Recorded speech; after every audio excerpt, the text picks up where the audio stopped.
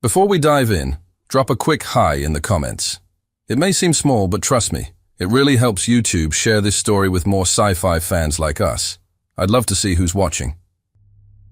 Thoom, Thoom, Thoom. The Brakari were approaching. He didn't need visuals to know that. He could feel them. Archie Moore's breath rattled through the cracked seal of his helmet, each inhale strained, wet. His visor was fractured, half his field of vision blurred by blood, dirt, and static. He couldn't move his left arm. It hung limp across his chest plate, cracked at the forearm and twisted at the elbow. Pain pulsed, sharp, then dull, matching the tremor beneath him. What remained of the Delta Squadron lay scattered between the ruins of the western compound and the collapsed barricade on the ridge. The detonation had ended seconds ago, but the dust still clung to the air like it refused to leave. Smoke curled in slow spirals above the craters, drifting over scorched metal and bodies that no longer moved. Fragments of armor plates and scorched visors littered the battlefield like broken promises. He shifted his head just enough to peer past a slab of scorched concrete. The Brakari came into view, 3 of them, moving as a line of black and bronze. Towering over 2 meters, each wore curved armor of obsidian plates laced with molten gold etchings, powered by a lattice of blue kinetic tubing that pulsed with each step. Their skin, or what passed for it, was ridged, charcoal gray, and segmented like insect chitin. Faces hidden behind smooth masks of mirrored obsidian, reflecting the battlefield like death was studying its own handiwork. Moore had seen them in training briefings, never expected to hear them this close. Last known signal still active. Verify. Repeat. All Delta units presumed KIA. Initiating red protocol. The voice cut through the static in his comms. Major Harlan, precise as always, his tone cold, firm. Cadet Moore. If you are receiving this transmission, acknowledge immediately. He didn't respond. Enemy forces have full visual control. You are in hostile territory. You are not to engage. Protocol Sigma-7. Power down your beacon. Transmit confirmation of surrender. You are carrying classified engineering schematics. They cannot fall into enemy hands. Moore blinked. The comm crackled again, then went quiet. Thoom, thoom, thoom. More footsteps. Closer now. The Brakari squad had spread, sweeping the perimeter. One of them stopped within 10 meters, turning to examine a mangled heap of metal that had once been a turret housing. Moore didn't move. He barely breathed. The pain in his arm was rising now, spreading up his shoulder, but he couldn't afford to cry out. He bit his lip until he tasted copper. Another sound, a low hum above, engine rotations in an unfamiliar frequency. Moore risked a glance upward. 4 Brakari dropships hovered in a V formation, the blue burn of their gravity stabilizers churning up ash and dirt. They were positioning in orbit around the base's central tower. He had seen this before. They weren't just claiming territory. They were staging something. A trap. Moore's stomach twisted.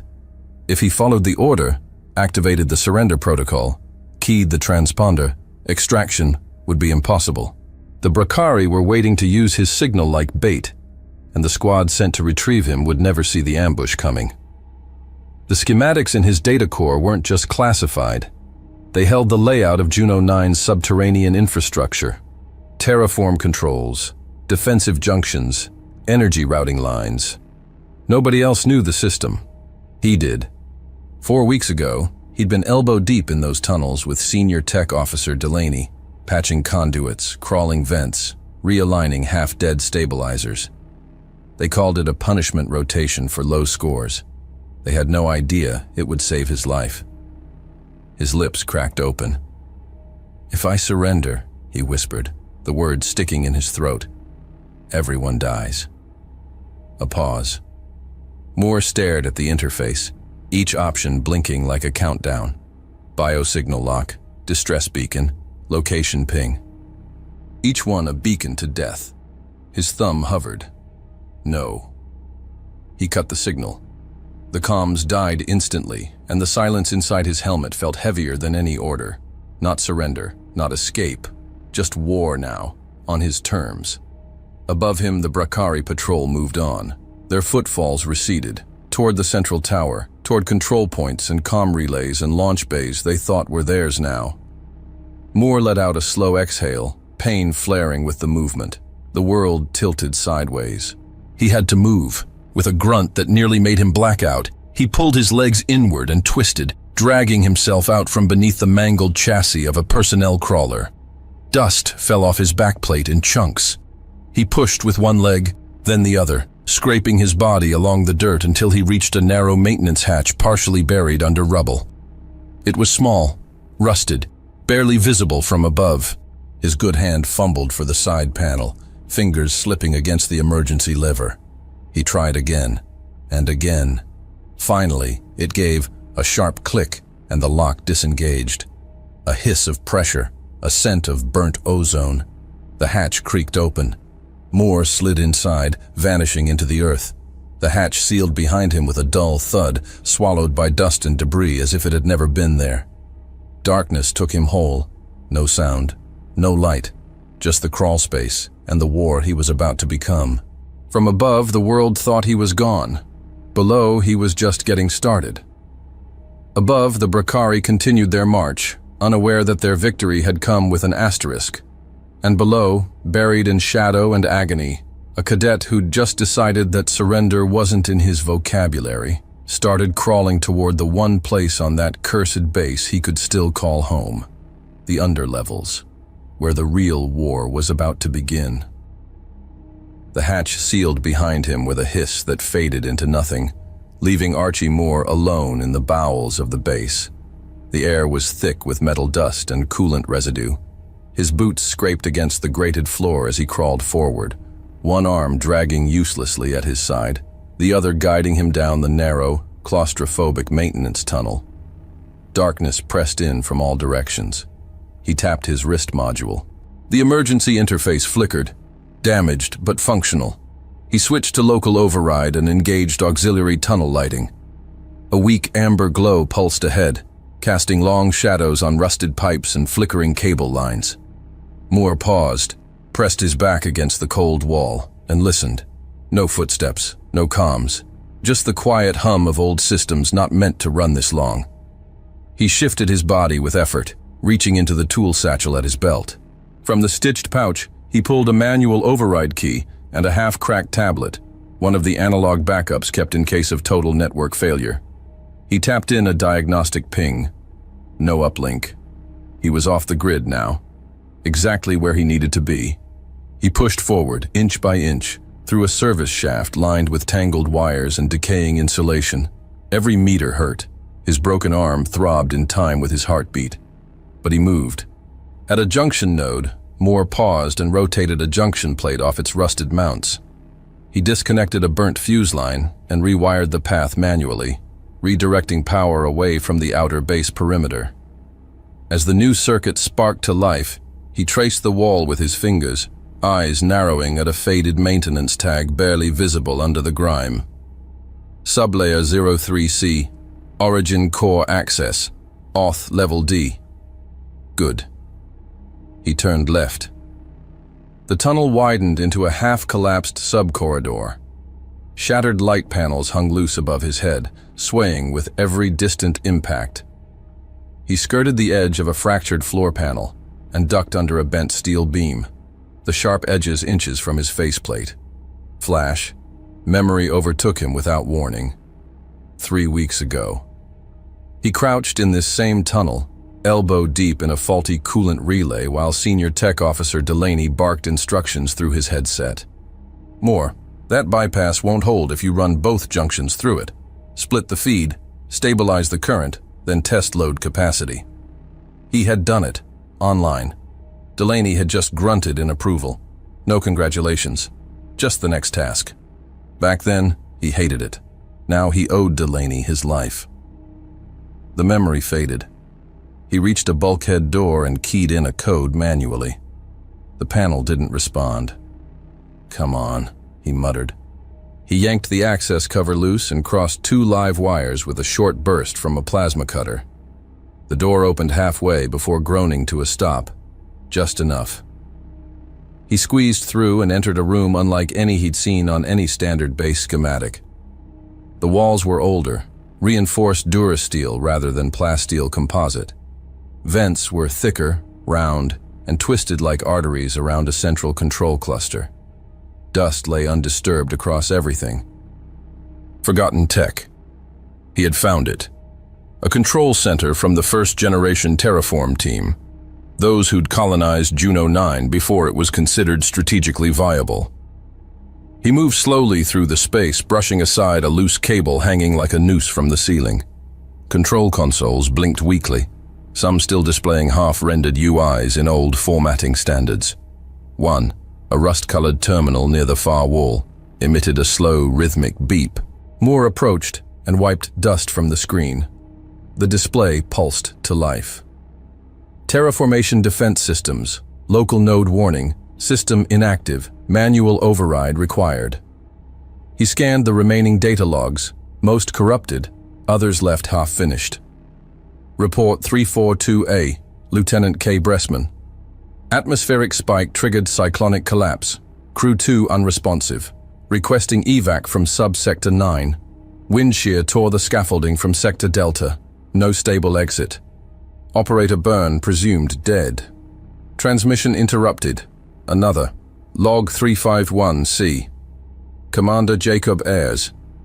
This weather system isn't just unstable, it's weaponized. They shut it down because they were scared of it, not because it failed. They didn't bury it to forget. They buried it to protect themselves from what it could do. I'm sealing access. If this record survives, we were wrong to ever touch this planet. He stared at the console, then down at his shaking hand. A decision.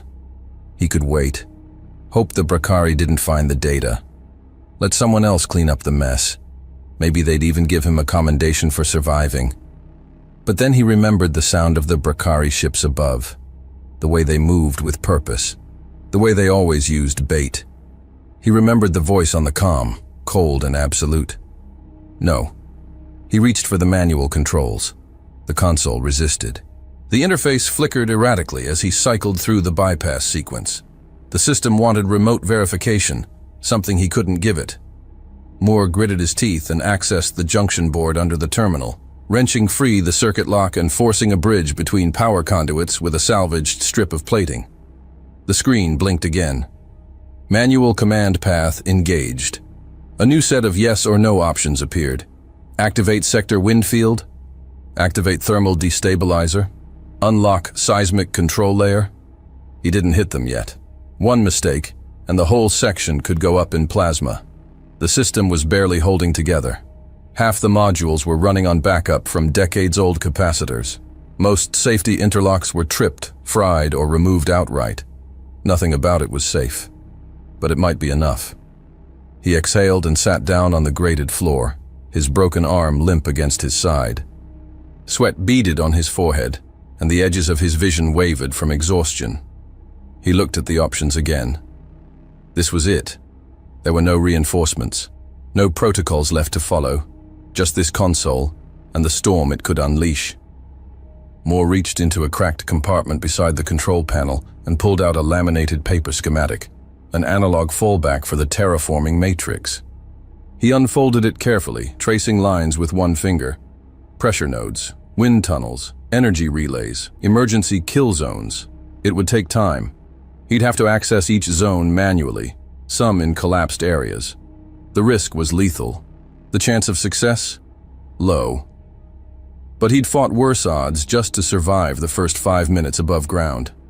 He tore the schematic in half, rolled up the section he needed, and stuffed it into the pouch at his side. Then he rose to his feet, staggered, and caught himself on the edge of the console. Step 1 was done. Now, he had to make the planet bleed. He turned and disappeared down the side corridor, leaving the ancient terminal humming quietly in the dark behind him. Somewhere behind him, history stirred and braced for what came next. The first alarm wasn't sound. It was the wind. Moore stepped into a narrow corridor, just as a low, unnatural howl surged through the air vents. The temperature dropped 3 degrees in under a minute. Condensation beaded on the inside of his cracked visor. His breath fogged the glass as he limped forward, boots squelching on moisture-slick metal. The smell of rust had shifted. Now it carried something acidic. Wrong. He glanced at the laminated schematic again. The activation of Winfield Sector 4A was supposed to produce turbulence over time, minor pressure shifts, but the climate engine, degraded and ignored for decades, had reacted like a dying animal, instinctive, violent. Moore pulled himself into a recessed control closet and sat against the wall. His arm ached so badly he couldn't feel his fingers anymore. He reached up and snapped open the latch of his helmet just enough to spit out the blood pooled in his mouth. It hit the floor in a thin string and vanished into the grated flooring. Then came the low-frequency hum. He leaned forward. The hum wasn't from inside the base. It was from above. Bracari sensors. He pressed his back flat against the wall and killed his module's emitters. Moments later, through the narrow slit of a broken ventilation grate, he saw them pass. 2 shadows moving along the upper hall. Bracari scouts. Their sensor mantles dragged behind them like folded wings, brushing the floor with a soft static hiss, their helmets flaring with bio-optic pulses as they scanned the corridor. They moved fast. Too fast. That meant confidence. Good. He waited until the last trace of their footfalls faded, then reactivated his module and opened the auxiliary panel on the wall. Inside, he pulled a backup capacitor, a set of wire spools, and a strip of cracked ion tape. He moved fast, silent, sliding along the wall into the next service bay. This one had collapsed partially.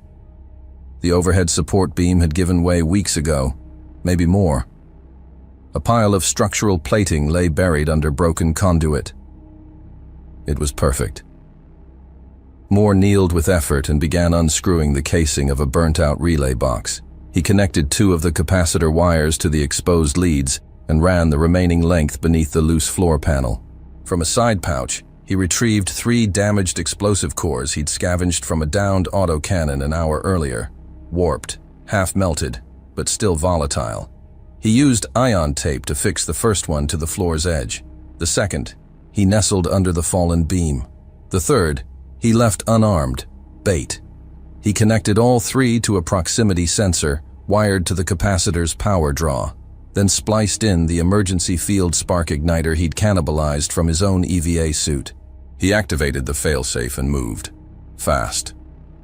1 corridor down, he doubled back through a lateral vent system and settled behind a ventilation port, where the slats gave him line of sight to the kill zone. He waited. From the west, footsteps echoed. Bracari. This time 4 of them. One of them, a rank insignia on his shoulder indicated squad leader, moved with a measured gait. His armor was darker, heavier, and bore marks of field repairs, jagged welds, extra shielding bolted to the forearms. Their exosuits released short bursts of hydraulic pressure as they advanced. Moore's hand hovered over the trigger module. Not yet. The first 2 Bracari stepped over the pressure plate without triggering it. The third paused, eyes drawn to the deactivated core on the floor. He raised his weapon. The squad leader stepped beside him, said something in their guttural tongue. Sharp consonants, layered clicks. Moore couldn't understand it, but the body language was clear, dismissive. He pressed the trigger. A whine. Then the floor under the lead Bracari gave way, just enough to drop them an inch. As they shifted, the taped beam above cracked free and fell. One tried to leap clear. Too slow. The core under the beam ignited first. Superheated shrapnel burst across the corridor. Then the capacitor discharged into the pooled coolant near the wall, and a surge of current blasted upward, catching the squad leader's mantle. For a second, it looked like they were being devoured by lightning. Then, silence. One Bracari was still breathing, crawling, armor peeling from his back like wet bark. Moore didn't move. He watched as the soldier reached for his sidearm, then slumped. He let his last breath out slowly, shaking, Sweat ran down the inside of his collar. His body trembled from cold and fatigue, but his eyes remained fixed on the smoke rising from the corridor. The sharp scent of scorched polymer and singed flesh filled the air. They weren't invincible. They could bleed. He leaned back against the wall and let the moment sink in. Not long. Just enough. He wasn't stronger. He wasn't faster. But he'd just killed 4 Brakari using 3 broken charges, scrap wire, and part of his own life support system. His mind clicked into a different mode. From now on, every footstep they took could be the last. He pushed himself up with a grunt and moved to collect what salvage he could from the bodies. One of the rifles was bent but salvageable. He dropped it into a duffel pack. The squad leader's mantle had a signal amplifier he could repurpose. He pried it loose and crushed the locator beacon beneath his boot. They still didn't know who was killing them. He liked it that way. An hour later, further inside the maintenance grid, he reached the base's mid-tier communication relays. The structure was mostly intact, though the receivers had long since been shut down. Moore climbed a ladder with his good arm, every pull burning down his spine, and reached the manual access hatch. Inside, he found exactly what he was hoping for, a hardline network junction still partially powered. He dropped his pack and sat, breathing hard. This time, no traps. He used the amplifier he'd pulled from the Brakari mantle and spliced it into the relay housing. If it worked, it would spike the Brakari's short-range comms with low-level static, just enough to cause lag between relay stations and introduce delay in squad coordination. Not a full block, just enough confusion. He activated the loop. A soft buzz confirmed it. Glitches were spreading through their net. He slumped against the wall again, his stomach cramped from hunger. Blood still trickled from the gash in his side where his armor plate had cracked. He was shaking again, but this time from inside, adrenaline dumping all at once. As he stood and gathered his tools, a sudden tremor shook the corridor. Dust fell from the ceiling. From somewhere distant in the base, a loud metallic screech echoed, like something ancient stirring to life. The first wave was coming. Wind field activation had started to cascade. The base was breathing again. He smiled through the blood on his lips. Let them come. A concussive pulse from a distant vent collapse rattled the ducts above Moore's head. He didn't flinch. He'd triggered it an hour ago, through the forgotten service crawl behind Reactor Bay Theta. He braced himself against the wall with his shoulder, steadying his weight, while his good hand cradled a length of cable fused to a custom trip igniter he'd soldered from a Brakari energy clip and a cracked pressure valve. Every inch of him screamed. His side wound had reopened. His knees were raw from crawling, but pain had become background noise. Moore was no longer just surviving. He was hunting. He reached the tunnel junction and paused at the grate. Beyond it, a transit corridor stretched open toward the inner hangar. High traffic, armored, monitored. He could hear the dull metal clunk of Brakari boots on reinforced alloy. 2 patrols, staggered, moving in separate vectors. Perfect. He drew a deep breath, then slid the igniter through the grate, fixing it behind the wall panel. He fed the wire beneath the floor's join line and secured the homemade charge. 2 cores wrapped in blast gel packed from recovered coolant compound, beneath the loose maintenance hatch just inside the corridor. It wouldn't kill a squad leader, but it would disorient, blind, and isolate. That was all he needed. He vanished back into the service shaft just as the first Brakari patrol passed above the trap. They didn't notice the faint chemical haze rising from the floor. Their armor, lacquered in tones of bronze and dark slate, reflected static bursts from the lighting panels as they moved in formation. Their exosuits hissed softly with micro-corrections, adjusting for pressure variances and corridor slope. Moore tapped the trigger. A burst of light, then a sonic snap that cracked through the corridor like a whip. He didn't wait for the screams. He was already on the move. He crawled through the next bypass vent, emerged into an auxiliary stairwell, and began laying another charge. This one simpler. A shaped detonation plate attached to a compressed steam pipe. Once ruptured, it would flood the chamber with scalding vapor and molten debris. He slid the arming pin into place and moved to the wall console.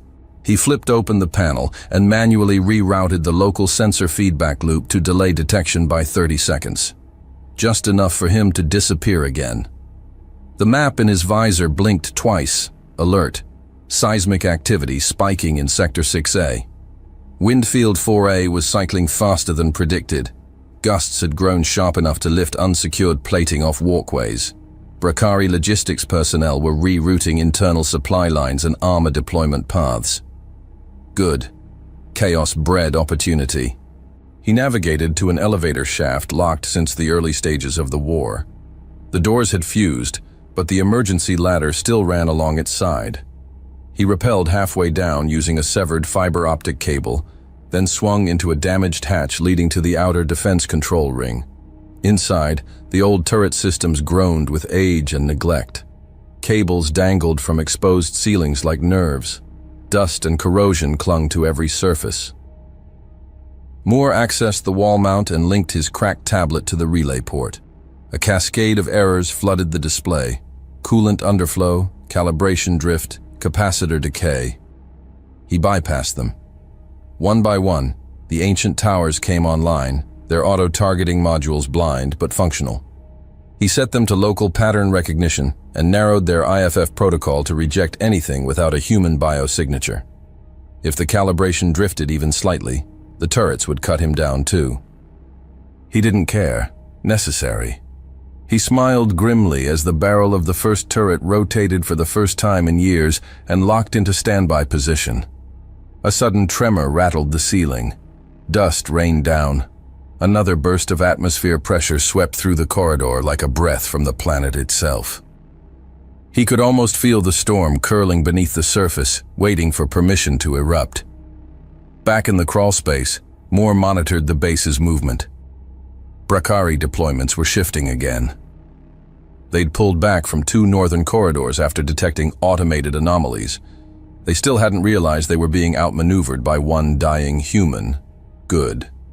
Brakari military doctrine relied heavily on visual cohesion, line-of-sight integrity, close unit feedback, real-time gesture-based signaling. Moore had studied the translated briefings back at Fort Ascension. They didn't trust AI or indirect tactics. Everything had to be seen, confirmed, asserted in dominance. So he'd made sure to attack from angles that broke that. He watched through a cracked security camera feed as 2 Brakari fire teams approached a secondary armory. Moore had jammed the power to the adjacent hallway light grid and positioned reflectors to distort thermal readings. The lead unit entered, staggered, alert. The door behind them slammed shut. Turret 2 opened fire. Not lethal rounds, he didn't have the power, but concussive impact, enough to scatter them. The other team turned back. Saw nothing. Hesitated. That was the moment Moore waited for. He triggered the overpressure valve in the vent line between the 2 halls. The sudden blast of steam blanketed the room in white. Shadows flickered and split. On Brakari command channels, panic spiked. He intercepted the transmission. Jagged, guttural tones burst through the channel. Brakari language. Harsh, sharp. Clipped syllables layered with static. One voice dominated. Moore had heard it before in intercepted field memos. Commander Vekar. Cold, proud, efficient. He couldn't understand the words, but the tone was unmistakable. Denial, control, command. Another voice cut in, faster, younger, strained. A report. A warning, maybe. Vekar snapped back with force, as if scolding a subordinate. Confident, dismissive. Moore leaned closer to the cracked screen. Whatever they were saying, it wasn't cohesion, it was friction. Let them underestimate. He continued routing ambient power from secondary subsystems to fuel one more cycle of Windfield escalation. He knew the signs. Pressure would spike. Outer seals would begin to fail. And then, through the static, a new signal surfaced. Encrypted, but poorly. Moore rerouted it through an unused debug utility in his comms interface. Something left buried in diagnostic firmware. From there, he caught a partial auto-translation. He cleaned the signal and pushed the audio through. The Bracari weren't transmitting to each other. They were recording. Distress beacon. Human survivors trapped below Sector 5. Multiple wounded. Requesting immediate evac. Coordinates to follow. The voice was synthetic. Too clean, too balanced. Moore isolated the source routing. It came from inside the Bracari command spire. A transmission not yet sent. He understood instantly. They were building bait. The Bracari intended to mimic a human transmission. Use a voice pattern to draw reinforcements. Maybe even intercept a rescue. They were building the lie he'd chosen to survive. His jaw clenched. He copied the transmission stub to his tablet and marked the command spire for breach. They wanted to fake a voice. He'd give them something real. The override key snapped in half as Moore forced it into the corroded console. Sparks leapt across his hand. The relay hub groaned under the strain as he bypassed the final lockout. The core processor flashed red across the interface, warning of systemic overload. He ignored it.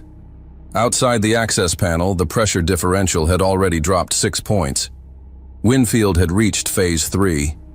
The base's atmospheric regulators were no longer regulating anything. They were feeding chaos.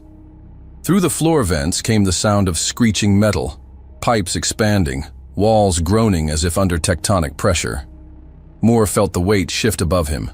Part of the substructure was buckling. If the load-bearing beams went, the entire southwest quadrant might go with them. He confirmed the override and pulled the release trigger. The climate engine roared to life like a wild animal snapping from sedation. Warning beacons lit across the schematic on his cracked display. Ion radiation spike, Sector 9C. Thermal shear detected.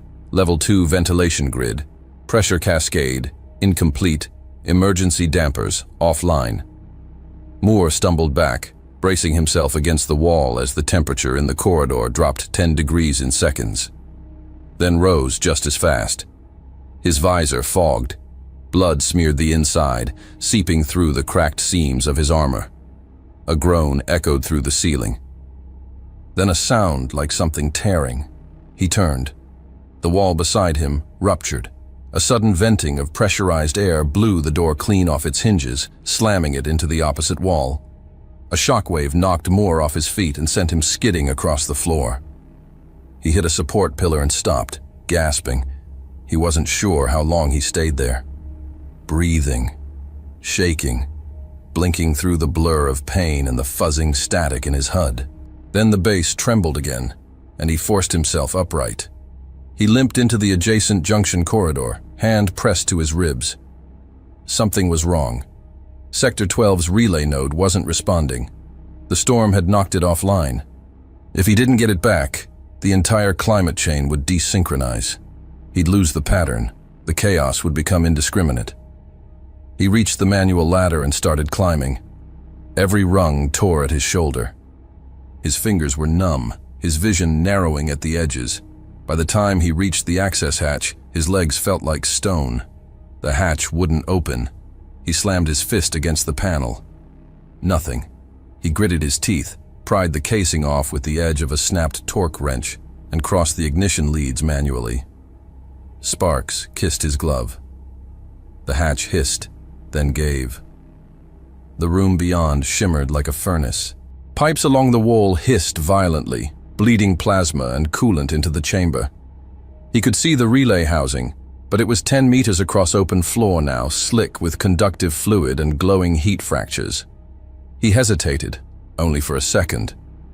Then he ran, into steam, sparks, and the possibility of never standing again. Halfway across, a pulse from the floor plates triggered a micro shockwave. The blast lifted him clean off his feet. He landed hard, slid, and smashed into the control pillar. His vision went white. For a moment, the only thing he could hear was the sharp whine of internal suit alarms. He forced his eyes open. The relay terminal was in reach. With trembling fingers, he reached up, accessed the housing, and stabbed in the hard reset pin. Sparks lashed across his gloves and suit as the system reinitialized. He felt heat tear through the back of his glove, skin blistering instantly. But he didn't let go. The terminal beeped once, reset complete. Moore collapsed backward, breathing in short, sharp bursts. The storm outside changed pitch, no longer wild, now rhythmic. The pattern had realigned. He had control again. Through the heat haze, something moved. A Brakari squad, 5 soldiers, stormed through the southern entry. Their armor was scorched and cracked, moving erratically. One of them collapsed mid-stride, twitching as a coolant leak hissed into his open neck seal. The others spread into defensive formation. Moore rolled behind the column, drew the signal remote, and keyed Tower 4's ID. The automated turret embedded in the ceiling rotated silently. Its targeting beam locked. The lead Brakari looked up a second too late. 3 concussive rounds shattered his torso plate. A second shot threw another into the far wall. The survivors scrambled, one firing blindly, another dragging his wounded comrade. Tower 5 came online and swept the hall. Seconds later, only corpses remained. Moore dropped the remote. His hands were shaking too badly to hold it. He slumped against the relay housing, breathing smoke and steam. Every movement scraped against the edges of his endurance. His cracked visor was leaking air. The backup seal hissed as it struggled to compensate.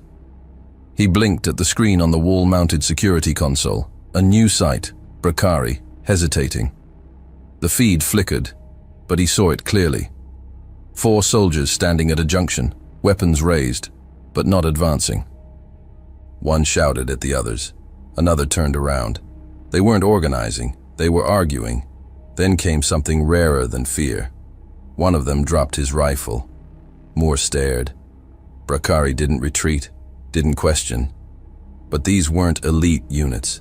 These were soldiers who'd just watched their squads vanish into smoke, lightning, and screams. He scrubbed back the footage, watched again.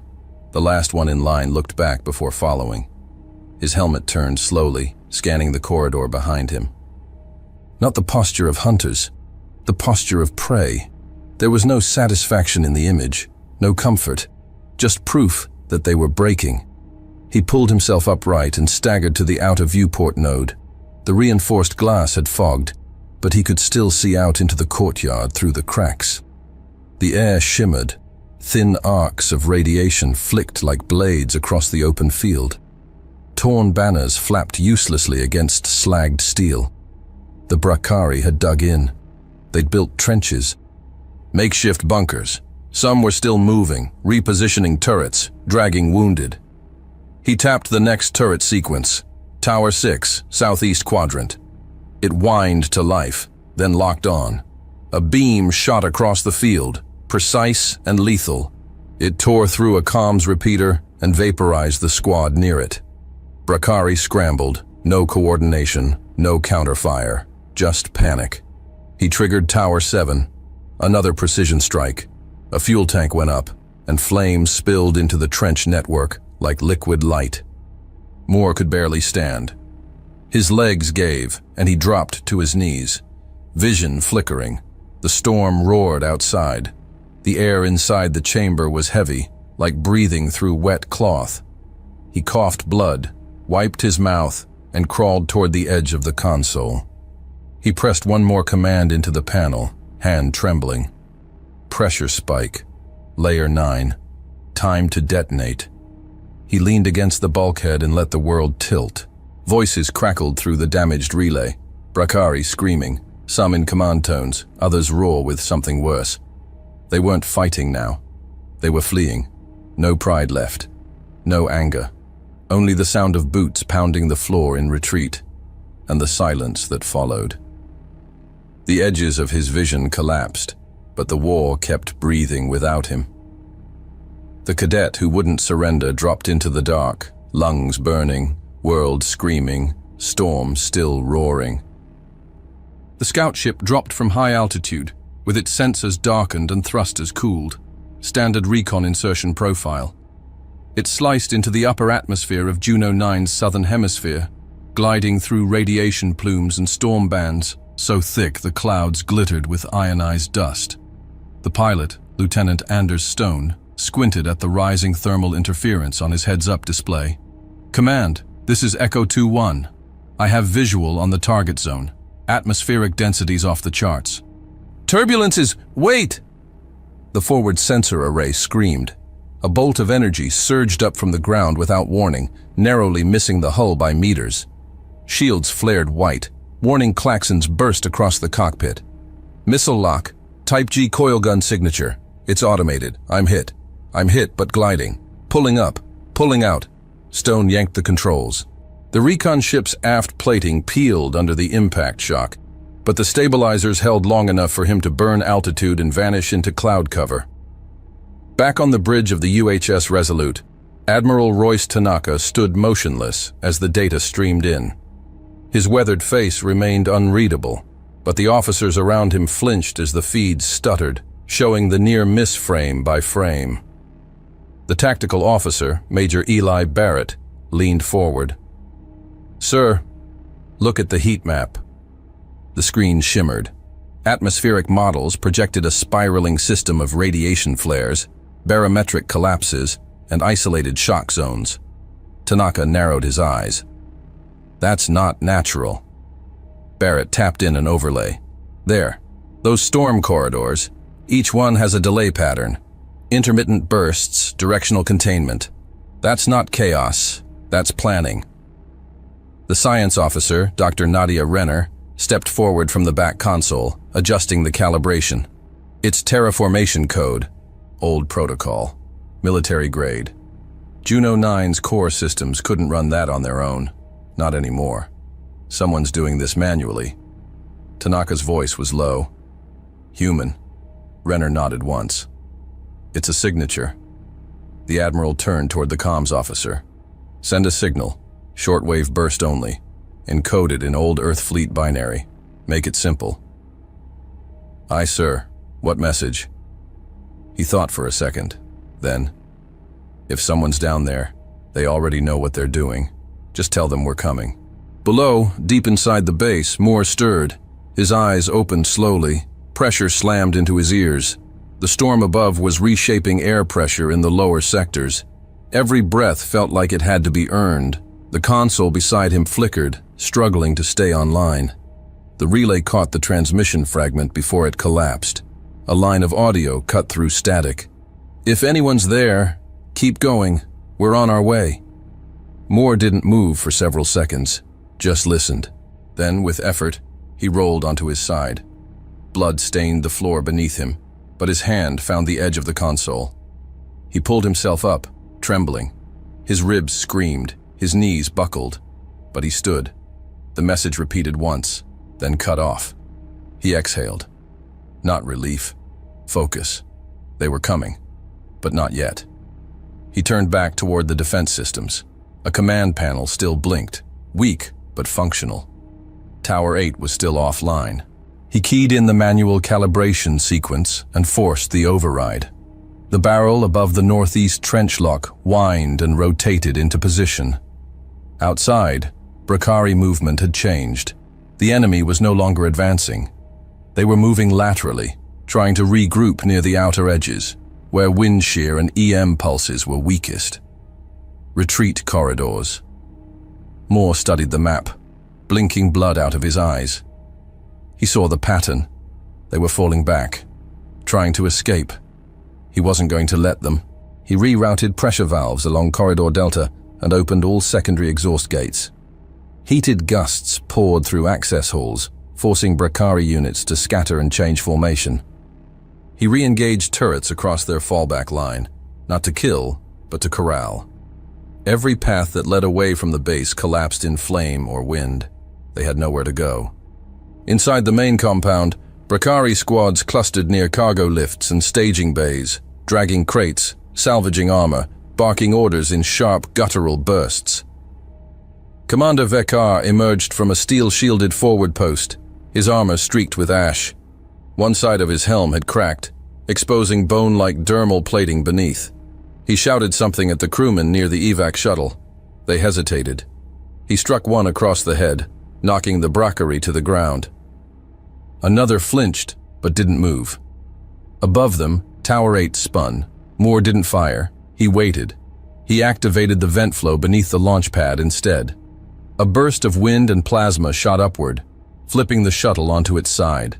Metal screamed. The evac zone disappeared in smoke and debris.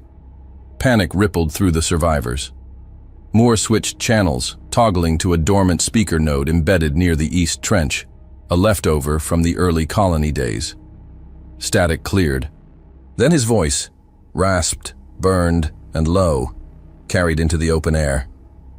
"You're not going anywhere." Brackari froze. Some turned toward the sound. Others backed into the trenches.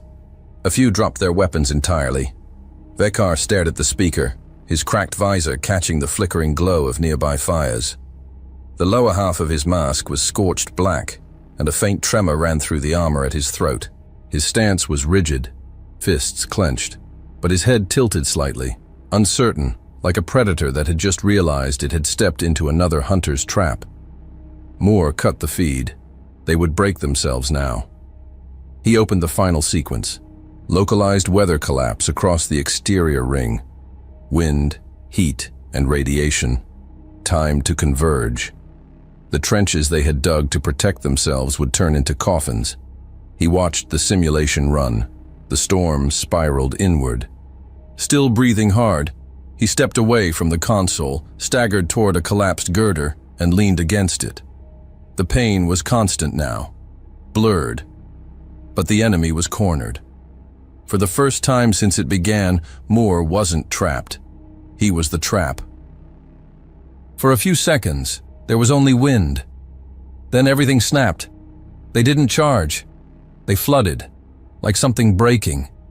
From the shattered eastern trench, Brackari units surged through the burning haze, weapons charged, exosuits flaring with emergency power overrides. Their formation was loose, disorganized, driven by desperation rather than strategy, but there were dozens of them. Dozens more than Moore had anticipated. The base trembled under the weight of their final push. The walls groaned, bulkheads flexed, and fragments of ceiling clattered to the floor like teeth from a dying beast. Moore staggered back from the defense console, blood drying in streaks down the side of his face. His HUD was barely functional. Every icon flickered or was fragmented beyond use. His breath rasped inside the helmet, fogging what little visibility remained. He slammed the butt of a stolen rifle against the wall-mounted control box and triggered the first series. 3 corridors lit up, then detonated. Flames erupted through the south maintenance shaft, rupturing the floor beneath the advancing Brackari.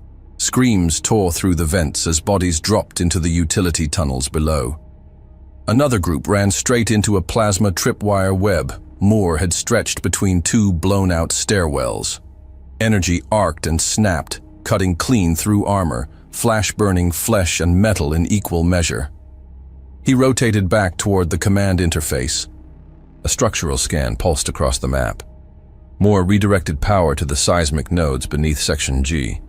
He keyed in the sequence with 2 fingers and a clenched jaw, every keystroke slower than the last. Pain blurred the edges of his focus, but his fingers obeyed. Seconds later, the ground beneath the center axis groaned, then dropped.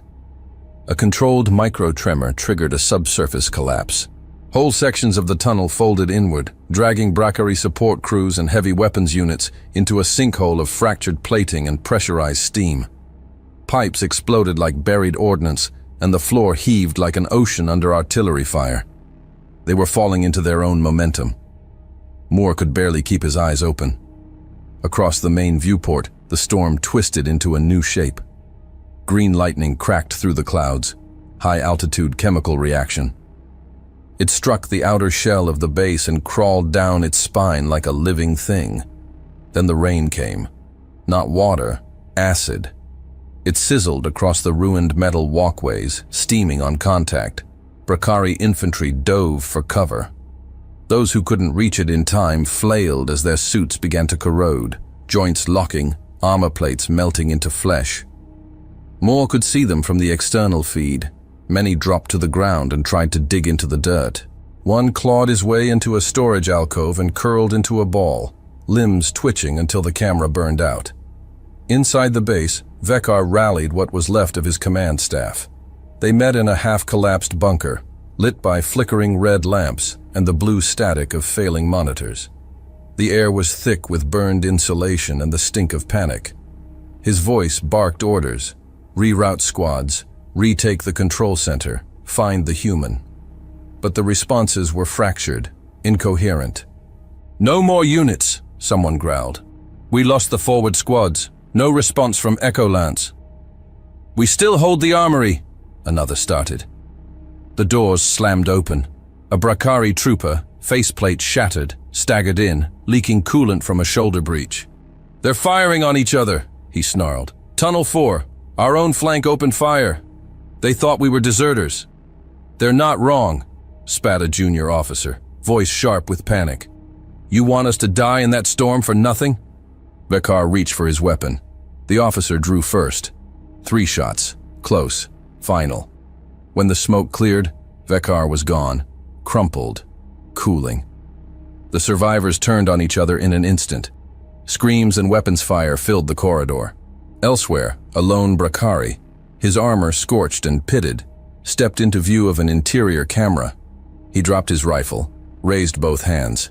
Seconds later, 2 of his own shot him in the back without hesitation. Moore watched from the upper console bank, barely breathing. His mouth was dry, his lungs burning with each inhale of recycled, failing air. He turned away, dragging his body toward the central control station. Every movement was an act of will. His left leg gave up halfway across the room. Gritting his teeth, he pushed forward, half limping, half hauling himself along the wall until he reached the console, then pulled himself upright with his good arm. The base's final defense sequence was primed: shielding protocols, tower automation, internal lockdown. Moore initiated each manually, hand trembling, blood trailing down his forearm as his knuckles scraped across the surface.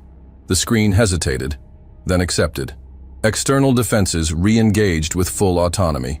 Interior blast doors slammed shut one by one, sealing corridors. Auxiliary power rerouted into turret control. The base had gone fully silent, but every weapon system it possessed now breathed without a pilot. There was no way out. Moore leaned on the console, exhaling shallow, uneven breaths. His vision dimmed. Heartbeat thundered in his ears like a dying drum. He tried to take a step, but his legs buckled. His arm caught the edge of the panel, just enough to slow his fall. He slumped to the floor, head resting against the cold, vibrating steel. Faint lights blinked across the overhead monitors. The storm surged outside, clawing across the sky. Brakari communications went silent one by one. No more screams, no more commands, just static. Only the distant hum of automated systems finishing what he started. Moore's fingers twitched, then stilled. The storm was still peeling across the upper atmosphere when, emerging from a high-orbit carrier group above Juno 9, the vanguard formation of the Terran fleet cut through the thinning radiation bands in precise sequence. Engines flared against the darkness as heavy landers descended in synchronized bursts of heat, folding their landing gear over broken concrete and cooling slag. Lieutenant Merrick Harlan was the first out. His boots hit the surface hard, kicking up fine black ash. Around him, armored recon troops from 3rd Infantry spread in formation across what had once been a Brakari-controlled perimeter. Now, it resembled a disaster site. Half-sunken walls, buckled plating, trenches flooded by chemical runoff, and piles of scorched debris that barely resembled what had once been living bodies. Some still moved, barely. Brakari survivors, if they could be called that, huddled behind fragmented barricades or half-collapsed machinery. Their armor was cracked and melted in places, exosuits venting coolant in uneven pulses. Their weapons were either abandoned or powered down, lying in the dirt beside them. A few lifted their heads as the humans approached, their postures no longer proud or defiant, but confused, hesitant. One Brakari, slender for his species, his lower limbs trembling, stood slowly from a collapsed trench and stumbled forward, empty hands raised. His faceplate was half burned away, exposing the ridged, mottled skin beneath, gray-blue and dry. His voice rasped through a damaged translator node embedded in his throat. "You, humans, you did this?" Private Nolan, walking next to Harlan, glanced over, weapons still at low ready. "We're still figuring that out ourselves," he said. The Brakari blinked once, then sank back to his knees, head bowed. Further ahead, the entrance to the inner base had collapsed inward. Blast doors half torn, defensive turrets deactivated mid-rotation. Inside, the corridors bore the signs of something far worse than a firefight. Sections scorched black, walls peeled away by thermal bursts, and streaks of corrosive residue running down stairwells like frozen waterfalls of acid. The deeper the human team pushed, the quieter it became. Dead silence.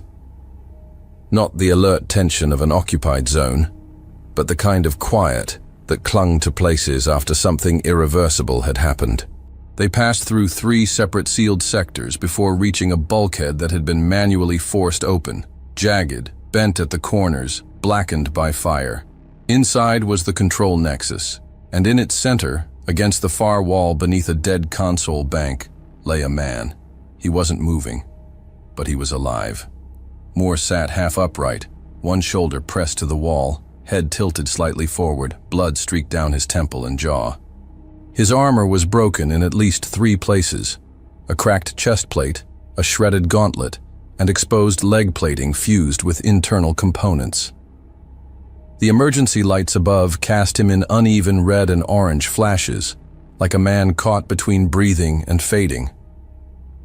Corporal Reeves stepped in first, rifle sweeping left to right. He stopped short. "Lieutenant, we've got someone." Moore stirred at the sound. Not much, just enough to lift his head a little. His eyes opened, barely. Glazed, unfocused. Then they met Harlan's. "You with the fleet?" Moore asked, voice a dry rasp. The words barely made it past his lips. Harlan stepped forward, visor lifting. "Yes, sir. Human fleet. You're safe." Moore gave a slow nod, more reflex than gesture. His hand slipped down along his side until it touched the edge of the console. "If you want the base back," he rasped, "you'll have to clean up what's left." A pause, then, lower. "I did my part." And his knees gave. He collapsed forward, body limp, the last of his strength spent. Reeves caught him before he hit the floor, cradling Moore's torso and easing him down. The medtechs were already moving, one kneeling, pulling out a stabilizer pack, another lifting Moore's arm to insert a diagnostic probe through a burned armor seam. "He's alive," one confirmed. "Massive trauma, internal bleeding, lacerations, but he's alive." The room fell quiet around them. More soldiers poured in, their footsteps muffled by the scorched plating. One by one they stopped as they entered, seeing the control room, the collapsed consoles, the streaks of blood and shrapnel on every wall, and the man lying unconscious in the center of it all. Sergeant Calder stepped up beside Harlan, removing his helmet. "This place," he muttered. "What the hell happened here?"